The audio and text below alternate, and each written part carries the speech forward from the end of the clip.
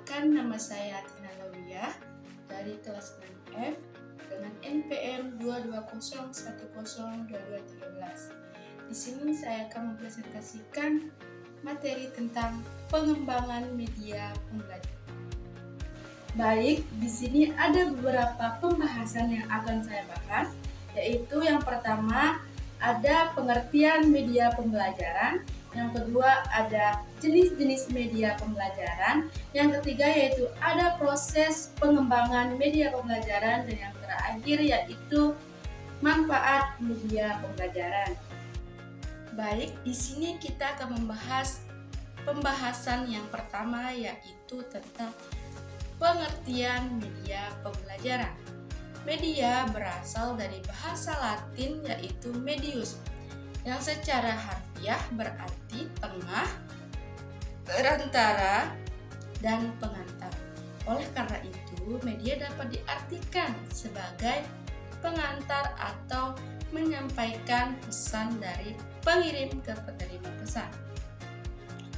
Menurut Association of Education Communication Technology atau AICT memberikan definisi bahwa media merupakan segala bentuk dan saluran yang digunakan untuk proses penyampaian pesan. Daryanto 2010 mengungkapkan media pembelajaran adalah segala sesuatu baik manusia, benda, atau lingkungan sekitar yang dapat digunakan untuk menyampaikan atau menyalurkan pesan dalam pembelajaran sehingga dapat merangsang perhatian, minat, pikiran, dan perasaan siswa pada kegiatan belajar. Hamka 2018 berpendapat bahwa media pembelajaran dapat didefinisikan sebagai alat bantu berupa fisik maupun non-fisik yang sengaja digunakan sebagai perantara antara tenaga pendidik dan peserta didik dalam memahami materi pembelajaran agar lebih efektif dan efisien. Dari beberapa definisi tersebut dapat disimpulkan bahwa media pembelajaran adalah alat untuk menyampaikan informasi dalam proses belajar yang fungsinya adalah untuk membantu siswa memahami materi dan meningkatkan keterlibatan.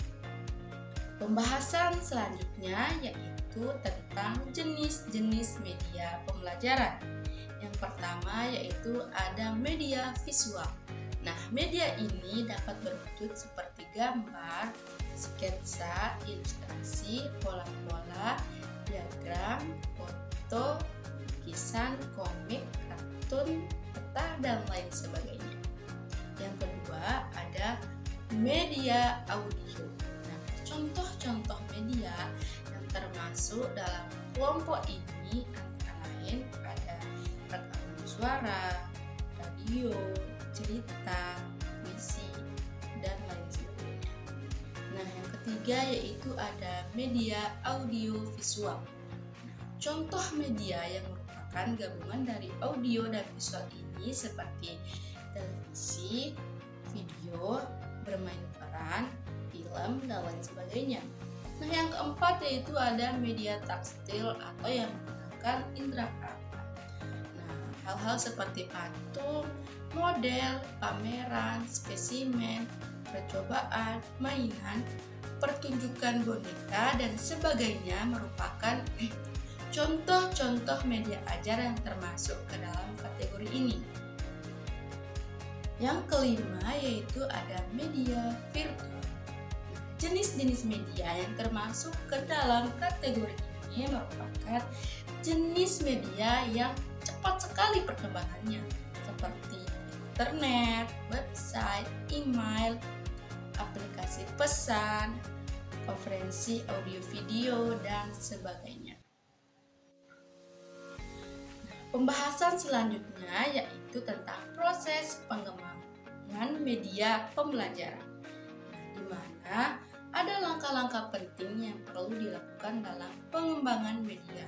pembelajaran menggunakan model ASUR menurut Smaldino et al. 2014, yaitu yang pertama, melakukan analisis karakteristik siswa atau bisa disebut juga dengan analis Lerner.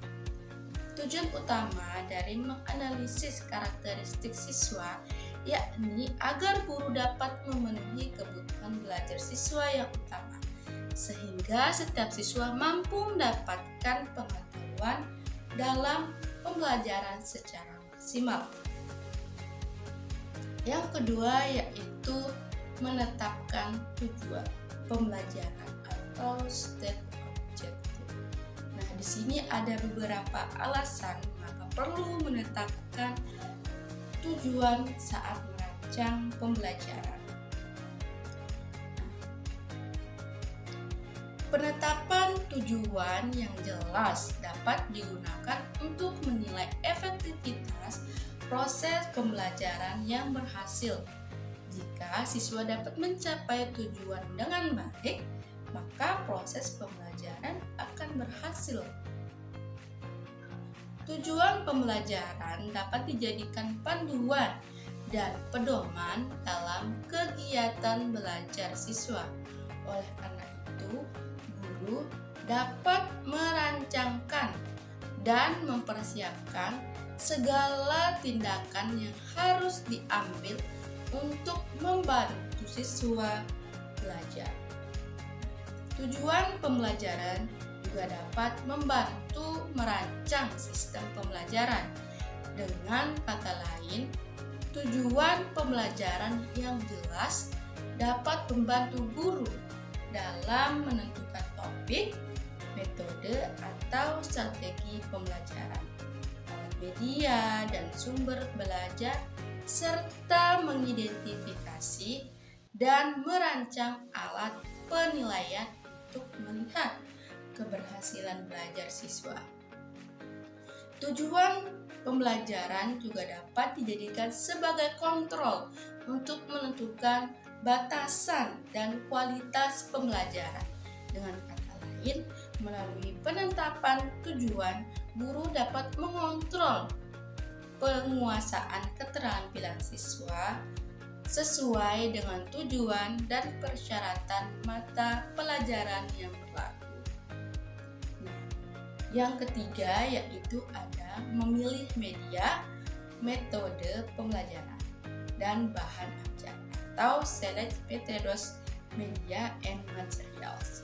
Nah, langkah yang terakhir yaitu dalam pembelajaran yang efektif adalah mendukung penggunaan teknologi dan media pembelajaran dalam proses pemilihan strategi teknologi dan media serta bahan ajar secara sistematis. Nah, pembahasan yang terakhir yakni tentang manfaat media pembelajaran, di mana menurut Kem dan Dayton 1985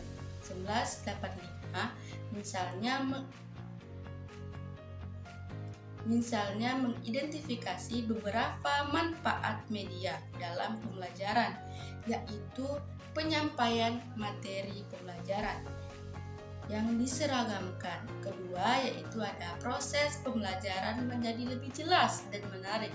Yang ketiga, ada proses pembelajaran menjadi lebih interaktif. Yang keempat, yaitu ada efisiensi dalam waktu dan tenaga. Yang kelima, yaitu meningkatkan kualitas hasil belajar siswa. Yang keenam, ada media memungkinkan proses belajar dapat dilakukan di mana saja dan kapan saja. Yang ketujuh, yaitu ada media dapat menumbuhkan sikap positif siswa terhadap materi dan proses belajar. Yang kedelapan yaitu atau yang terakhir yaitu merubah peran guru ke arah yang lebih positif dan produktif. Jadi kesimpulannya dari beberapa pembahasan yang sudah dibahas adalah media pembelajaran adalah alat untuk menyampaikan informasi dalam belajar yang fungsinya membantu siswa untuk memahami materi dan meningkatkan keterlibatan. Ada beberapa jenis media. Yang pertama yaitu ada media visual, yakni berupa gambar, lukisan, diagram, poster, dan lain sebagainya.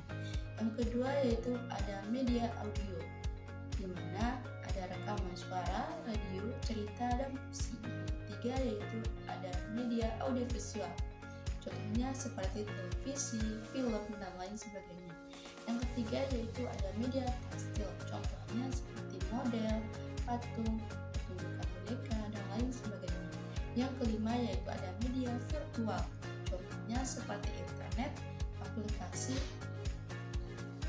Selanjutnya yaitu langkah dalam proses pengembangan media pembelajaran. Yang pertama yaitu analisis siswa, yaitu memahami kebutuhan siswa. Yang kedua yaitu tujuan pembelajaran, yaitu menentukan apa yang ingin dicapai. Yang ketiga yaitu pemilihan media, di mana memilih media yang sesuai. Selanjutnya yaitu manfaat media pembelajaran, yaitu yang pertama meningkatkan motivasi, yang kedua mempermudah pemahaman, yang ketiga yaitu menyediakan akses informasi, dan terakhir yaitu membuat belajar lebih interaktif. Media yang tepat dapat meningkatkan kualitas pendidikan. Selesai sudah presentasi saya pada kali ini. Seperti kamu dan dia yang selesai tanpa pernah dimulai. Saya Atina Alawiyah pamit undur diri. Kesepian tanpa bekasi. Sekian dan terima kasih. Assalamualaikum warahmatullahi wabarakatuh.